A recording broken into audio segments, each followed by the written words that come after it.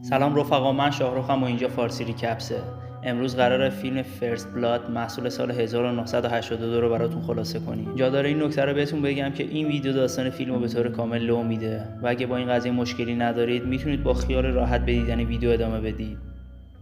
فیلم با کهنه سرباز جنگ ویتنام آغاز میشه. جان رامبو برای جستجوی یک رفیق قدیمی به نام دلمار بری به خونه‌ای در کنار دریاچه میره. متاسفانه وقتی به اونجا میرسه متوجه میشه که دلمار بیش از 1 سال به دلیل سرطان درگذشته. ظاهرا در طول جنگ در معرض گازهای شیمیایی قرار گرفته و بعد از جنگ هم زندگیش خیلی طول نمیکشه. اون به زن بیوه تسلیت میگه و عکسی از شوهرش به همراه خودش و بقیه یگانشون به اون میده و پیاده به سفر خودش ادامه میده. بعدن رامبو وارد شهر کوچکی به نام هوپ میشه. احتمالا برای خوردن غذا و هتل برای گذراندن شب به اونجا میره. رامبو با موهای بلند و کت نظامیش توجه کلانتر ویل رو جلب میکنه. بعدن رامبو رو به حومه شهر میبره و کلانتر میگه که وظیفش اینه که ولگردا رو از شهر بیرون کنه. ولی رامبو هشدار کلانتر رو نادیده میگیره و دوباره به شهر برمیگرده. این کارش باعث عصبانیت ویل میشه و در نتیجه رامبو به اتهام ولگردی، مقاومت در برابر دستگیری و حمل یک چاقوی مخفی دستگیر میشه. رامبو در طول مدتی که در ایستگاه پلیسه از همکاری با پلیس برای بعضی از کارهای اداری امتناع میکنه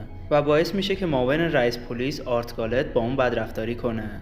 این کارش باعث میشه که رامبو شکنجه هایی که در طول جنگ ویتنام متحمل شده رو به یاد بیاره. بعداً به رامبو دستور داده میشه که برهنه بشه. همون لحظه یکی از افسرها با باتون به کمرش ضربه میزنه و بعدش به یکی از سربازا میگه که برای تمیز کردن رامبو رو با یک شیلنگ آتش نشانی اسپری کنه. وقتی که اونا سعی میکنن سر رامبو رو با استفاده از تیغ بتراشن، رامبو کنترل خودش از دست میده و شروع به درگیری میکنه و با حرکات خودش تمام افراد پلیس رو به خاک میشونه. مدتی بعد اون چاقوی خودش رو پس میگیره و یک موتورسیکلت از جاده میدوزه و فرار میکنه. ویل اونو با ماشین پلیس در جاده‌های کوهستانی که به سمت جنگل میره تعقیب میکنه. تعقیب و گریز وقتی تموم میشه که ماشینش از دره میفته. در این بین رامبو موتورسیکلت رو رها میکنه و به داخل جنگل میره. ویل که موفق به زنده موندن میشه یک تیم جستجو درست میکنه که مجهز به سلاح‌های خودکار، سگ و هلیکوپتره. رامبو در حالی که به سمت کوه میره یک تکه پارچه و مقداری سیم پیدا میکنه و از این وسایل برای درست کردن یک لباس موقتی استفاده میکنه. در حالی که سعی میکنه از دست ویل فرار کنه به صخره شیبدار برخورد میکنه. بنابراین تصمیم میگیره که به آرامی از اون بالا بره. اما در حالی که میخواد این کار انجام دهد، آرتون از هلیکوپتر میبینه و به اون شلیک میکنه. این کارش باعث میشه که قهرمان ما چاره‌ای نداشته باشه جز اینکه از صخره بپره. سقوط منجر به مرگ رامبو نمیشه چون دسته‌ای از درخت‌ها از فرود اون جلوگیری میکنن. اما بازوی سمت راستش در این فرآیند آسیب میبینه. در حالی که آرت به تیراندازی خود ادامه میده، رامبو پشت یک درخت پناه میگیره. بلافاصله بعدش رامبو با پرت کردن سنگ به سمت هلیکوپتر باعث شکسته شدن شیشه جلوی هلیکوپتر میشه و هلیکوپتر تعادل خودش رو از دست میده و باعث میشه که آرت بر روی صخره‌های دندونه دار بیفته و بمیره. پس از این حادثه رامبو بریدگی عمیقی در بازوی خودش درست میکنه و سعی میکنه خودش رو تسلیم کنه و ادعا میکنه که مرگ آرت یک حادثه بوده و اون دیگه نمیخواد به کسی صدمه بزنه. با این حال افسرهای پلیس جوابش با شلیک گلوله میدن و رامبو مجبور میشه که دوباره به جنگل عقب نشینی کنه. مدت کوتاهی بعد ویل و افرادش از طریق بیسیم از طرف افسر دیگری در پایگاه پیامی دریافت میکنن. در این پیام اونا متوجه میشن که مردی که اونها به دنبالش هستن جان رامبوه، کهنه سرباز ویتنام، یک کلاهکج و دریافت کننده مدال افتخار کنگره. فهمیدن این موضوع باعث ایجاد ترس در افسرها میشه، اما ویل همچنان مصمم به انتقامه. در صحنه بعد میبینیم که ویل افرادش رو برای شکار رامبو به سمت جنگل هدایت میکنه، ولی تیم اون میترسه که همه چیز برعکس بشه و رامبو شروع به شکار اونو کنه. ترس اونو به حقیقت میپیونده چون رامبو با استفاده از تاکتیک‌های چریکی، تله‌های انفجاری، تیم کوچیک و بی‌نظم پلیس رو تحت سلطه خودش قرار میده. همه افسرها رو یکی پس از دیگری به شدت زخمی میکنه. بعدن رامبو با استتار نزدیک ویل میشه و بعدن با گذاشتن چاقویی در گلوش اونو تهدید میکنه که از تعقیبش دست برداره وگرنه جنگی را آغاز خواهد کرد که اون حتی نمیتونه باورش کنه. بعد از این پیام هشدار دهنده رامبو در جنگل ناپدید میشه و یک دستگاه واکی تاکی از دست یکی از افسران میگیره.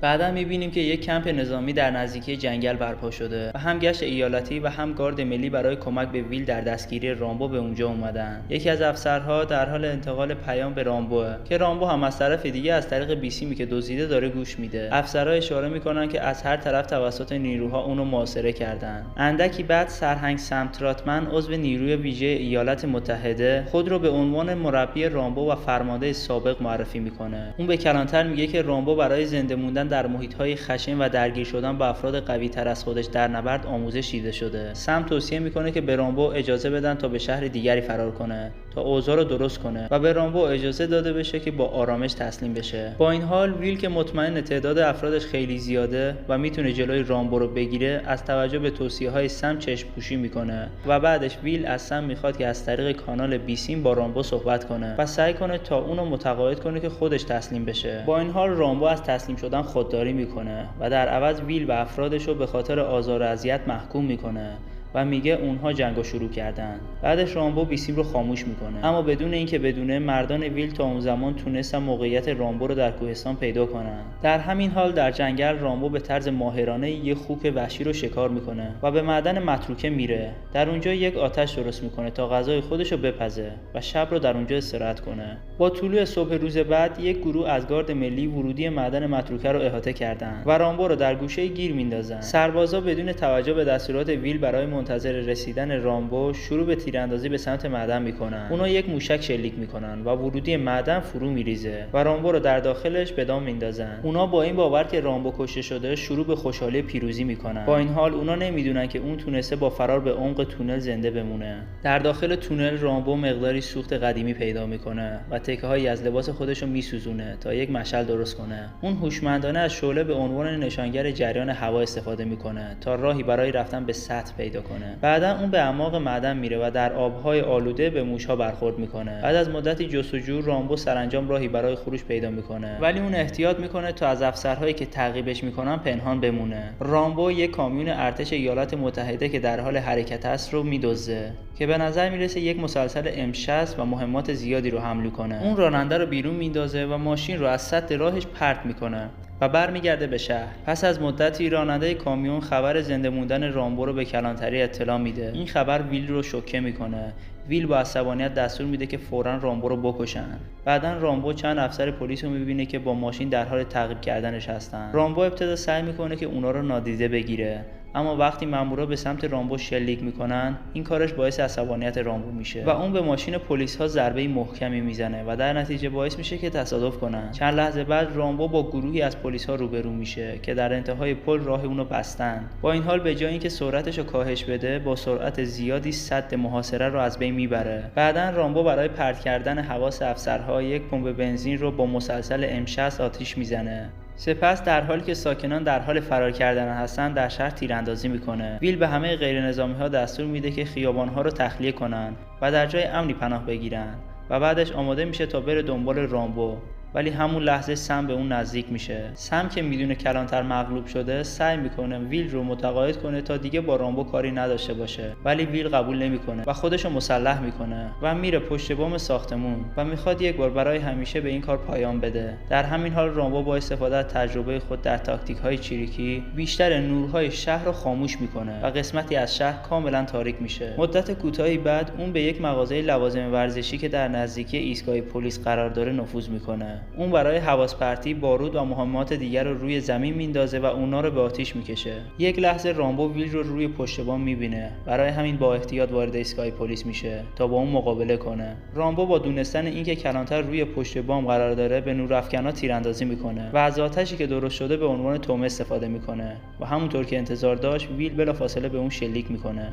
سپس رامبو با در نظر گرفتن موقعیت خودش از سقف تیراندازی میکنه و کلانتر رو مجروح میکنه و در نتیجه به زمین میفته. بعداً رامبو نزدیکش میشه و آماده پایان دادن به زندگیشه که همون لحظه سم به موقع میرسه و اونو متوقف میکنه. سم به سربازا هشدار میده که امید به زنده ماندنتون نیست و اگه تسلیم نشید کشته خواهید شد. سم برای متقاعد کردن رامبو به اون یادآوری میکنه که اون آخرین بازمانده از واحد نخبه خودشه و سم نمیخواد که رامبو به این شکل بمیره. در مدت زمان گفتگوی اونا ایستگاه پلیس توسط نیروهای مسلح محاصره شده، ولی سم به اونا دستور میده که دست نگه دارن. در این لحظه رامبو بارش رو رها میکنه و در مورد وحشت جنگ و مصیبت‌های دردناکی که تحمل کرده صحبت میکنه و اینکه چطور شاهد مرگ دوستانش در ویتنام بوده. رامبو همچنین از رفتار تحقیرآمیز آمریکایی‌های هموطنش هنگام بازگشت به خونه صحبت میکنه و با ناراحتی ادعا میکنه با وجود فداکاری‌های بسیاری که برای اونها انجام داده توسط کشور فراموش شده. رامبو نمیتونه بفهمه که چطور در ارتش قهر قهرمان جنگ بوده، اما در آمریکا حتی به اون اعتماد نمی‌کنن که در یک پارکینگ کار کنه. اون که از لحاظ عاطفی غرق شده، در حالی که مرگ غم‌انگیز یکی از همرزمانش به دست یک کودک سرباز ویتنامی رو بازگو می‌کنه، اشک می‌ریزه. پس از ریختن تمام دردها و احساساتش در مقابل سم، در نهایت خودش رو تسلیم می‌کنه و خودش رو در اختیار مقامات فدرال قرار میده. در همین حال ویل مصدوم توسط امدادگرها تحت مراقبت قرار میگیره و با آمبولانس به بیمارستان منتقل میشه. فیلم زمانی به پایان میرسه که رامبو از ایستگاه پلیس خارج و سوار ون پلیس میشه. این بود خلاصه فیلم امروزمون. اگه به ویدیوهای مثل این علاقه دارید، فارسی ریکپس رو سابسکرایب کنید و زنگوله رو هم فعال کنید. تا یک ویدیوی دیگر، بدرود.